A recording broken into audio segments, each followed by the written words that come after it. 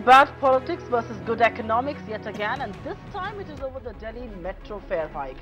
The daggers are clearly out as the second phase of the fare hike comes into effect. The fares will go up by 5 rupees for a 2-kilometer ride, while the hike is as much as 10 rupees for longer distances. And the anti-fare hike brigade is already at work. The Aam Aadmi Party chief Arvind Kejriwal has slammed the hike, the second within 6 months, calling it unjustified. His logic is that if the centre can absorb this entire loss at the Kolkata Metro, why should Delhiites get an unfair treatment? Now, we're not here to take sides in this slugfest, but we want to put the numbers in the right perspective. Consider this: the Delhi Metro Rail Corporation generated revenues of 5,388 crore rupees in FY17, but ended up spending 5,736 crore rupees to run the service. Add to that, interest payments, and DMRC has made losses of over 1,500 crore rupees in just 1 year. In fact, you must consider this before taking a call. The last hike before May this year happened in November 2009. So what stopped a fare hike in all these years when input costs like energy, staff, repair and maintenance, all of them spiked over the last 9 years? It's a raging debate right here on the India Development Debate. It's a pleasure to welcome a power-packed panel on the show this evening. Narendra Taneja of the BJP, Atishi Marlena, advisor of the Aam Aadmi Party, R. Jagannathan, editorial director of the Swaraj magazine, and Prasanjit Bose, economist. Atishi, I'm going to start off with you. An over 100% increase in input costs. You look at maintenance costs that have gone up over 240%, staff costs up 139% in the last 9 years. Why are we politicizing this Delhi Metro rail hike?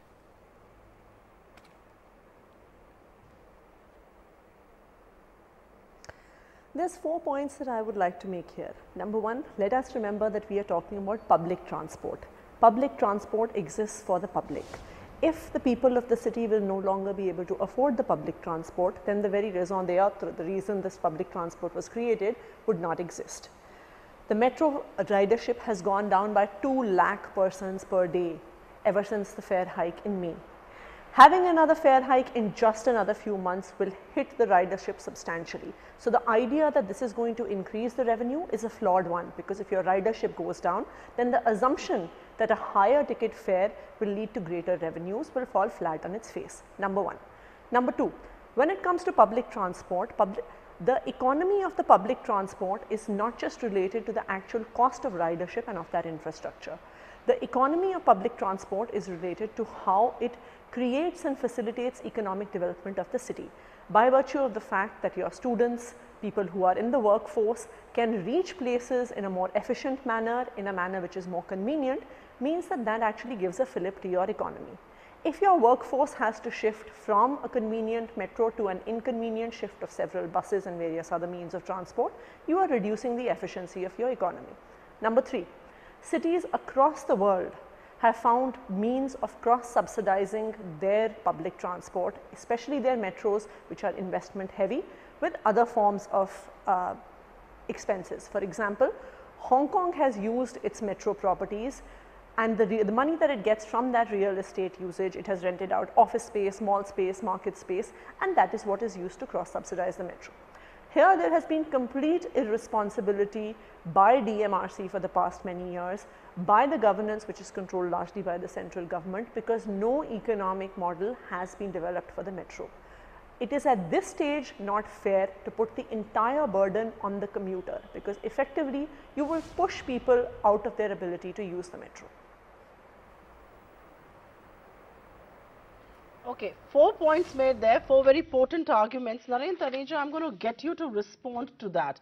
Public transport, she says, doesn't just impact travel, it also has a, more widespread impact.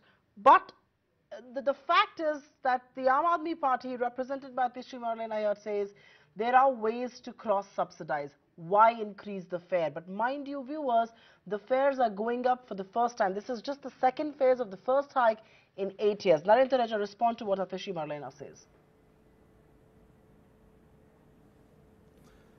Yeah, you see, first of all, we'll appreciate that, Metro is it has its own economic model, it has its own history, and at the same time, as you know, that it's heavily under debt, because they have, outstanding loans of in excess of 34,000 crores. And there is an economic model. There is economics behind the whole thing, that you got to pay back that money, and at the same time you have to keep on expanding the network. You have to make sure that it is absolutely safe and comfortable, and at the same time you have to make sure that people get the kind of quality of services that they have got used to when it comes to Delhi Metro. Delhi Metro is the pride of India, not only of Delhi or the Union Territory. We all know that. And you see, and it has its own structures in terms of how DMRC is actually managed. It's not the central government controlling it on day-to-day basis. It has its own board. Even on fares, it has gone its own structure. There is a committee in place where the Delhi government has also got its own representatives there. They basically go by the simple economics, including the members, I'm sure, who represent the Aam Aadmi Party government on the board. And they take the decision. It's not that the decisions are being dictated by anybody. And if the members of the Aam Aadmi government there on the board, I don't have access to the minutes yet, but I am seeing the minutes yet. But if you say, did they really argue? I'm sure they must have argued on based on the simple economics of the whole project. Number 3 point. When they talked about this thing, you see, DMRC, Delhi Metro is one model. Calcutta, they keep on talking about Calcutta. They are saying there is a conspiracy theory that BJP government is doing that in order to basically, you know, some favors from taxi operator, that kind of dirty talk they always do. You know, Aam Aadmi Party is known for it. I think, you see, and Calcutta is owned by the central government. Calcutta Metro was set up during those days of Indo-Soviet Union when we were very close. They came and they helped to build that up. So it's a completely different model. So the point I'm trying to basically drive home is very simple. You have to go by economics of the whole thing so that the metro can serve the people of this city in the most efficient manner. Number 2, if the Aam Aadmi government is really so surprised and really want to do something, why? It's a rich government. It's a very rich government. Why don't they just chip in and subsidize those people who need subsidy, like students and poor people? They are so good in such a scheme because they know nothing about governance. All that they know is that because they have got this government in their hands now. Okay, you made your point. Fine, you made your point. I know Atishi wants to come in. But I want to give a chance to other panelists as well. Don't play havoc with the economics of the organization. Well, it's good to hear you say that. I wonder if you do that if there was a BJP government in Delhi as well. But I know Atishi wants to come in, but I just want to clear the air on a couple of things that you said. I'm just saying that because they are known for it. Okay, fine, fair enough. Just to clear the air on a couple of things, the board of the DMRC is chaired. The board of the DMRC is chaired by the Secretary to the Government of India, the Secretary of Urban Development and Housing Affairs. He is the chair of the board. There are 16 representatives on the board, 5 nominated by the Delhi government and the remaining by the central government. And all 5, I understand, voted against the hike. Just to set the record straight. But Jaggi, I'm coming to you. This whole brouhaha over the fare hike, you know, I'm sure you would sort of not want people to play politics over decisions like this, and these should be left to independent bodies that are taking these decisions, and one must not, you know, sort of put motives into the intention of these bodies. But the larger question, why was there no fare hike in 8 years? Why did it take the board so long to wait for a fare hike and then administer it in one shot, one painful shot in May and then one painful shot right now? Jaggi. Absolutely. I think you need fare hikes to be politically managed well. And if there was a fare fixing committee that was there right at the start of the Metro Rail's large operations, you would not have had this problem. I mean, you could have increased it at the rate of 50 paise or 1 rupee every year, and there would have been no protest, just like you can raise kerosene prices by 25 paise a litre every month or quarter or whatever it is. You know, so I think the management of it was possible. Now you had a huge lumpy increase in 1 year. That is why there is so much protest. But that said, I must say 2 things. This is a well-run metro, and it makes no sense when you have a fare committee which is looking into the fares to come and put political pressure on it to do that. We know what political pressure has done to the fare fixing regime in the Indian Railways. We know the quality of services provided by Indian Railways, where it is losing passenger traffic, freight traffic and even upper class traffic to civil aviation. So the last thing you need is to bring the Delhi Metro to the level of Indian Railways, where it will lose customers in every part of it. So the point is to provide a good service and reasonable service. The second point about subsidies, I am okay with public transport being subsidized, but the subsidy needs to be transparent. Even today, the Delhi Metro is being subsidized by non-fare revenues, including real estate development, including advertising on stations, all those things. I am told that less than half the fares probably cover only half the cost of their economic costs. So I think it's not like we are not doing this, it is only that we have got used to the idea that everything must be subsidized beyond a point. Let's not screw up a good organization by making it dependent on subsidies and politically influenced subsidies. That's a mistake we should not make with Delhi Metro. Prasenjit Bose, I'm going to throw this to you. Politically influenced subsidies and the comparison that Jagannathan drew to Indian Railways. I mean, can we at all afford to make the same mistake we've made with Indian Railways with the Delhi Metro? Operating losses of Delhi Metro for last fiscal were 348 crore rupees. Where is that money going to come from? Can we repeat the Indian Railways model all over again and continue to subsidize public transport? Everybody realizes public transport has to be reasonable, but it doesn't have to be a free ride.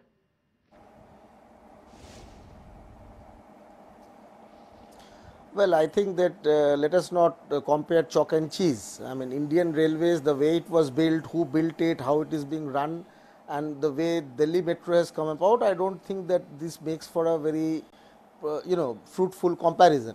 The point is that this is a hike which is coming, this is the second hike that is happening within 1 year. It's a very steep hike over, 5 kilometers, it's a 10 rupees hike. And as the data shows that after the last hike in May, the metro, the number of metro passengers have fallen. So obviously people are taking a hit because of it. They have already taken a hit because of the previous hike, and now this second round of hike will obviously put more burdens. Now, given the problem of pollution, given the problem of catering to a public transport in a massive and expanding city like Delhi, I think that this is not only anti-people in terms of the economic logic, but I think it is also not a very good idea from an environmental point of view. So, and the fact that public transport needs to be subsidized, what else is a public good? If metro is not a public good, then what else is a public good which deserves to be subsidized? I think that only people who have very crazy ideas about the economy actually debate such things. I mean, if a metro is not going to be subsidized, then what is going to be subsidized? The point is that I think that two things. How you are going to give that subsidy? I think that there is a point that since there is a center state issue here, and given the fact that Delhi otherwise is a well endowed state in financial terms, so and their fiscal situation also is much better compared to many other states, there is a case for the Delhi government to come forward, and I am sure that the Chief Minister of Delhi would rise up to the occasion if the need arises. But obviously the burden of setting the the finances right, it falls on the center. And the central government today is talking in terms of the loan, the repayment of the loan. Right. I think that the way the loan has been taken, and whether what is being called these soft loans from this Japanese funding agency, it needs to be revisited, because the rupee is depreciating vis-a-vis the yen in a long period, and what appears to be a soft loan in the first place is not appearing to be very soft in the medium to long run. So I think that financing the way the see, the point I am trying to make is there are 2 points. Number one is that let us not debate over the principle of subsidization of public transport. Public transport is subsidized all over the world. So, and in a capital city of our country with such a huge population, it must be subsidized. The point is, who will bear the burden of that subsidy? Who's going to bear the cost? The state government, and how is it is to be shared? I am also saying that the way the debt equity ratio of these major infrastructure projects, and the way the terms in which this loan is being taken from international agencies, that also needs to be revisited. I don't think that they are on very favorable terms, especially in the context of this bullet train. Fair enough. Atishay Marilla, coming to you, who's going to bear the cost of this subsidy? I know Arvind Kejriwal has said that he's willing to take a 3,000 crore hit on the Delhi government is willing to do it. If the central government were to compensate, why should the central government do it on a state-by-state basis, is what the union government has said. We've heard the urban development minister say that if the Aam Aadmi Party is willing to subsidize over the next 5 years of 3,000 crore crore rupees, then probably there's a case to look at it. But is that the route you'd want to go? I mean, you know, we subsidize healthcare in this country, we subsidize fertilizer, you know, farmers, fuel, petroleum. I mean, we can just keep adding more and more to the subsidy bill of this country.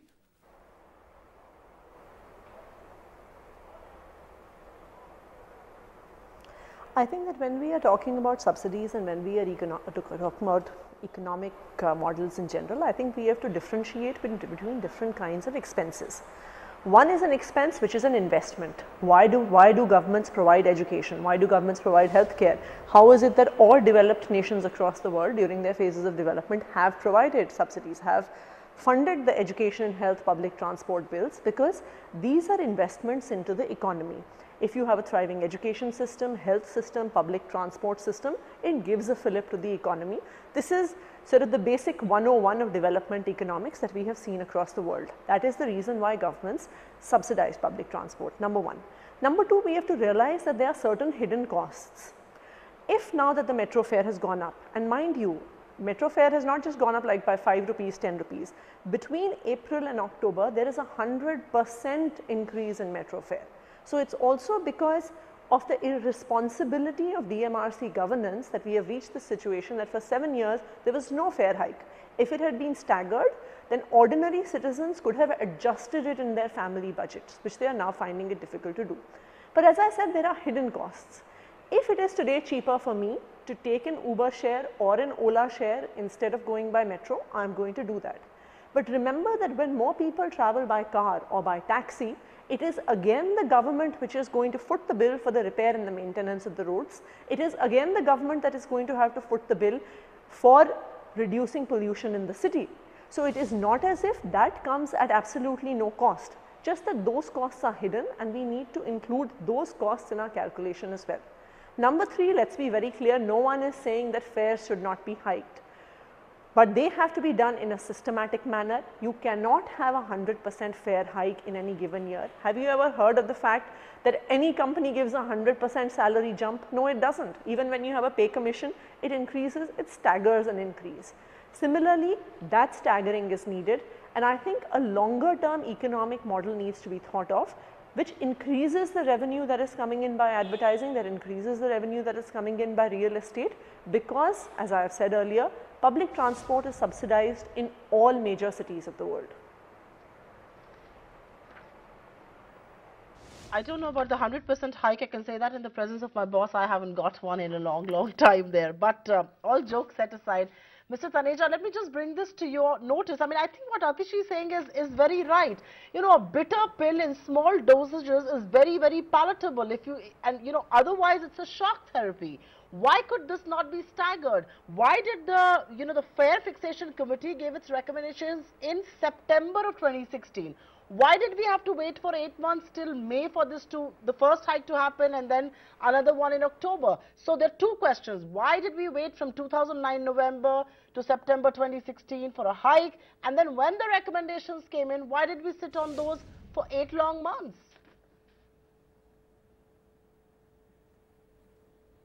Well, I don't want to really play petty politics on the issue because I'm a Delhiite myself and metro is so central to our life in this city, and I partly agree with what Aam Aadmi spokesperson is saying. I partly agree with her. Because, for instance, that DMRC has potential, to realize more funds from other sources like advertising and some of the things that she listed out. But the question is that, look, DMRC has got its own, it's an independent organization. It has its own structure, and some of the ideas which Aam Aadmi Party spokesperson is talking about, I'm sure that their government representative must have raised those issues. And if they have not, they should do that. The whole idea is that DMRC should be run professionally. When Mr. Sridharan was the boss of DMRC, that time the organization was run absolutely professionally. It was an absolutely world-class organization. He didn't let any politician intervene in anything. That's the reason the model as a whole is still absolutely impeccable and absolutely world-class. And we need to strengthen it instead of getting into kind of petty politics, because here we have created in DMRC a world-class organization. If there are some issues between Delhi government and the central government, for that matter, and all other stakeholders, it's important to sit across the table and talk and not play politics, not do politics on it. For instance, I'm happy to hear the overall spirit of the Aam Aadmi spokesperson is very good. I hope they actually extend the same spirit to the committee there, and their representative do that on the board of the organization. That is the way to look forward. With regard to that all Delhi transport, the metro must be subsidized and all that, we have to look at the economics of the whole thing. Hong Kong example is, I think, is not the right example, because Hong Kong is a developed kind of area within China, now part of China, and the same goes for New York, London, Paris and all that. Here we have to do something which is self-sustainable, and at the same time, let's not forget one thing, DMRC is a role model not only to Indian metros, but to metros across the world. Several countries from Latin America, Africa, even Karachi, they have come to Delhi to study metro. So it's important that we maintain that kind of, credentials of the organization. Okay, fair enough. And we let DMRC be run as an independent and professionally run organization. Okay. So you made your point. You're basically saying don't question the integrity of DMRC. It has competent officials, and let's not politicize the decisions that the DMRC board takes at its wisdom. Fair enough. You've made your point. Jaggi, the other point that Atishi made, which is sort of a point that needs to be considered, which is that the last time, which was in May of this year, when fares were hiked, it immediately led, the very next month, we saw a drop in usage by about 2 lakh a day, and the monthly figure was about 44 lakh as per the data that I have with me. Is it fair to ascribe it entirely to the metro fare hike? Could there be other reasons at play? Could we just look at this one data and jump to the conclusion that a hike in fares will lead to a drastic fall in usage, which could in turn be counterproductive, because the net revenue could actually be neutral at best? So is that something that we need to take into consideration at all, Jaggi? No, I think at this point, using one single data point to decide that a fare hike will immediately bring down passenger base and reduce your revenues is a bit too premature. Don't forget that the economy, wider economy, was also going through a difficult patch at that time. We had the demonetization and everything. There was a general economic slowdown. So you cannot disengage the usage of a metro with the general economic conditions. If people have, say, facing other pain points, the fact that metro had fewer things may not directly be correlated only to the fare hike. There are other things in play also. But however, if you see this as a persistent pattern over, say, several quarters and going up to next year, and especially after the latest hike, then the metro will have to see how it's going to stay competitive and in the business. So that is the key point. So I don't think we should worry about one single data point, but we should watch it very closely. As far as the subsidy point is there, I'll add one more point. I think the logical way to give a subsidy, and I have no qualms about saying public transport can be subsidized, you must see where the subsidy must come from. If the Delhi government is going to give it and it's going to take it out of other development activity, it's not going to be a net gain for anybody. What it should be doing is taxing private transport higher, so that the cross subsidy from private transport to public transport is more transparent. Then you are actually helping the public good. So there's no point taking money out of a hospital and then putting it on the Delhi Metro, or wherever else you want to take it out from. So that cross subsidy needs to be very clear, and it must move from private profit taxation to public subsidies.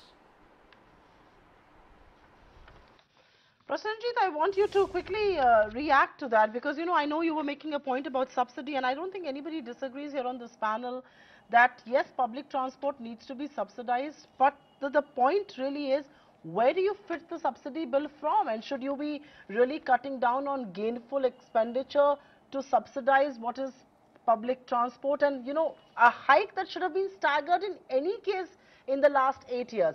I agree that this hike should not have come back to back between May and October, but Delhi should be willing to pay 10 rupees extra for the last 8 years now. I mean, there's no denying that, is there?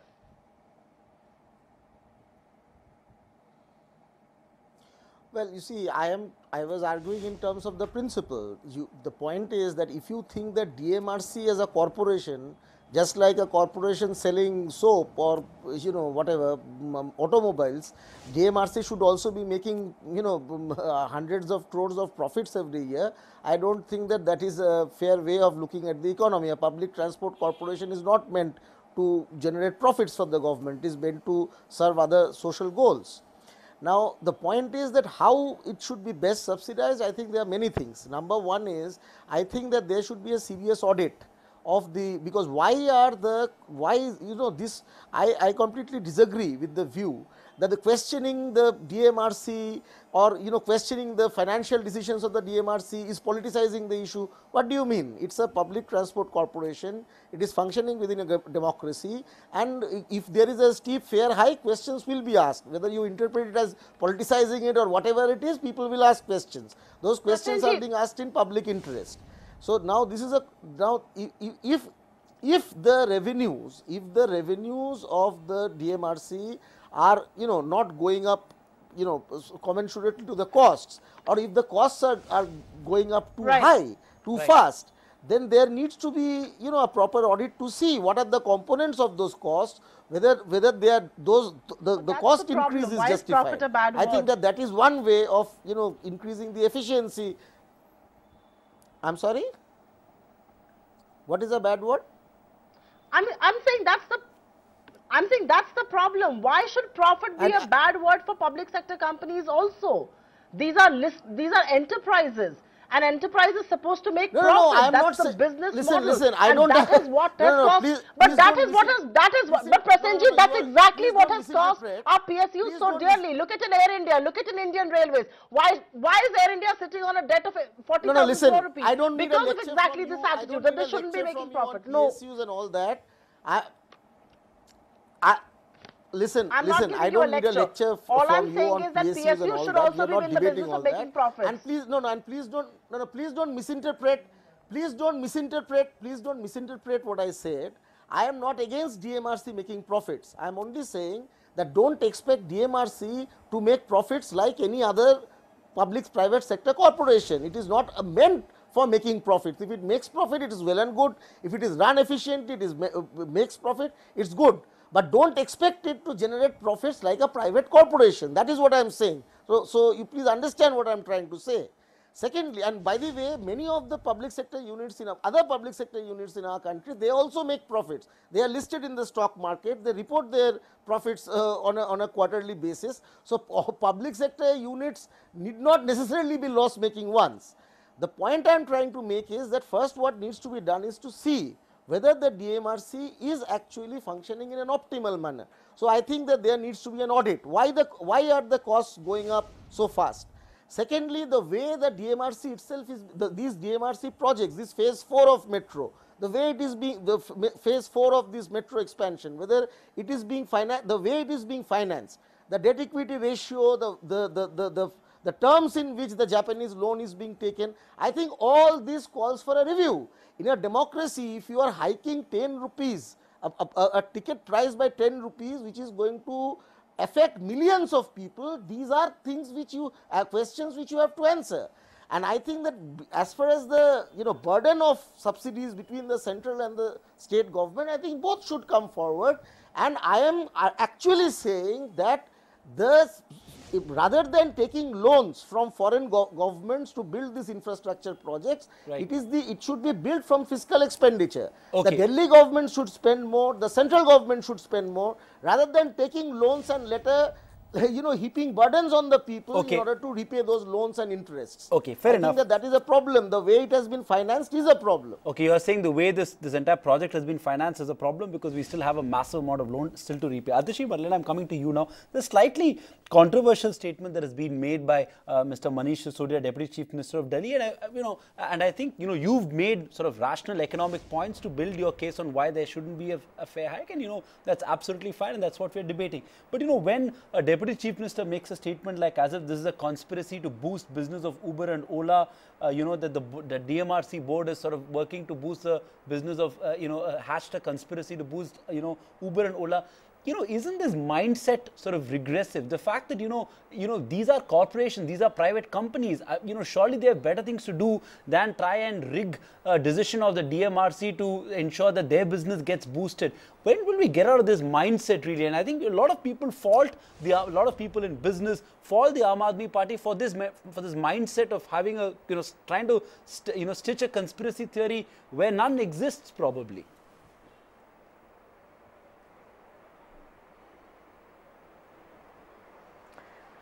Two responses to that, Sandeep.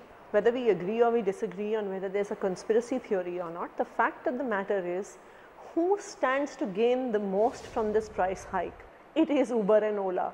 On my phone, I can tell you, I have got at least 10 promotional messages from Uber and Ola who are definitely milking this opportunity to point out the fact that they are now the cheapest ride on the road. It's no longer the Delhi Metro.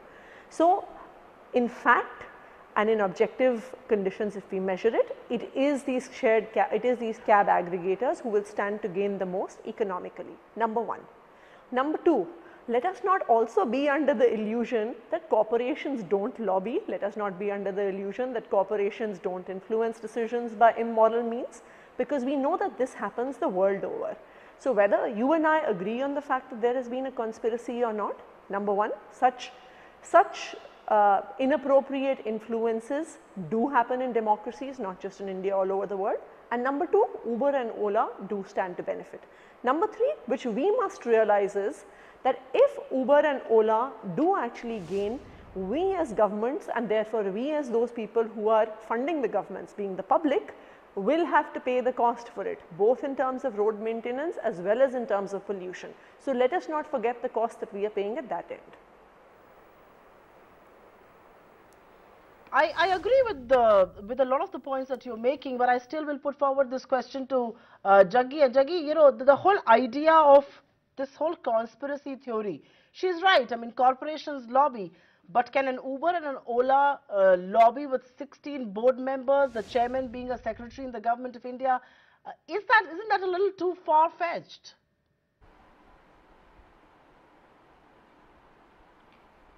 Absolutely, and I think while any decision will have beneficiaries and losers, I doubt if this decision was taken to benefit Uber and Ola.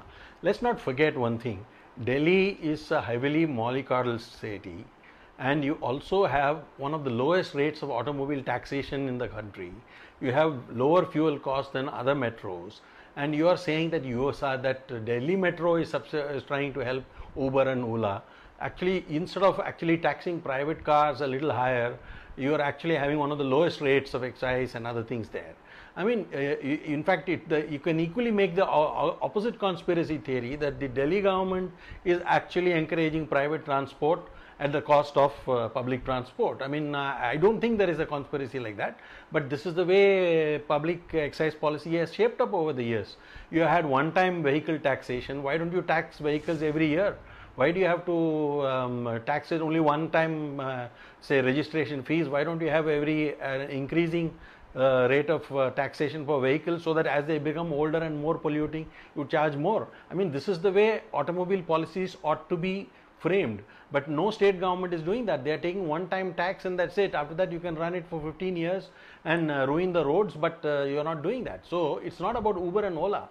You are actually, the Uber and Ola are in thousands, but private cars are in millions. So what do you do? I mean, you're not thinking of it in the right way.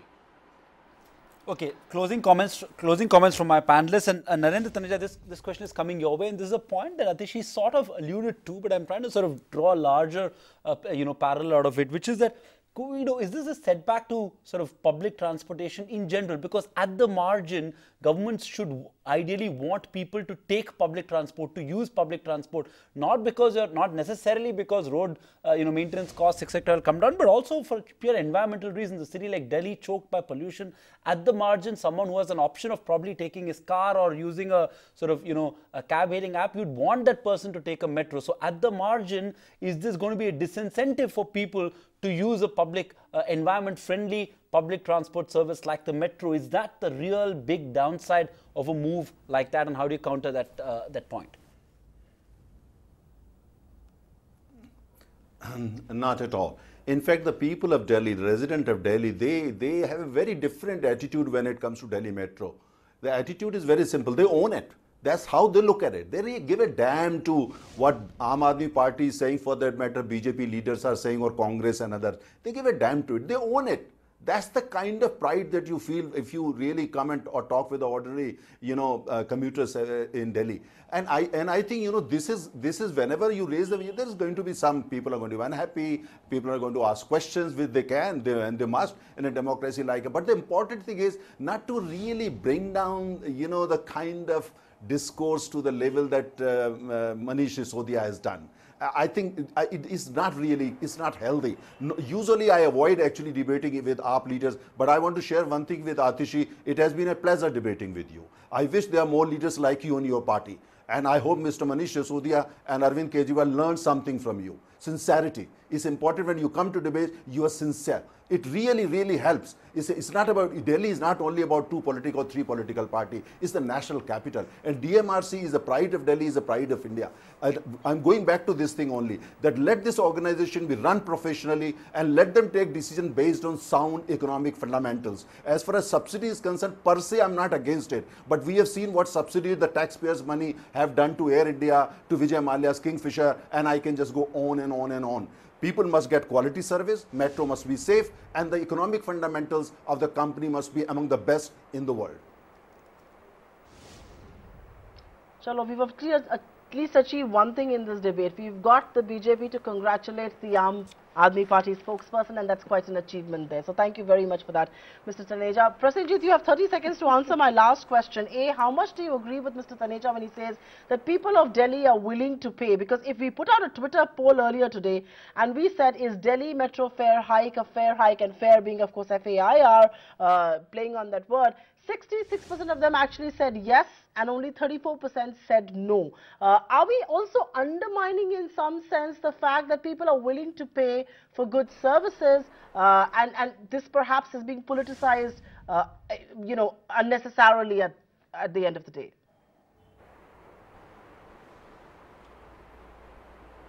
Well, from what I know, Mr. Taneja's own party chief in Delhi, he has actually spoken out against this hike.